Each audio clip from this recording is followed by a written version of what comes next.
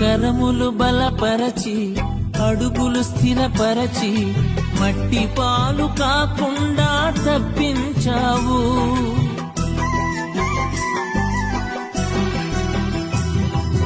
కరములు బలపరచి అడుగులు స్థిరపరచి మట్టి పాలు కాకుండా తప్పించావు. పగిలిన గుండెలోన స్తోత్రగానమే పదిలముగా నిండే కృపనిచ్చావు.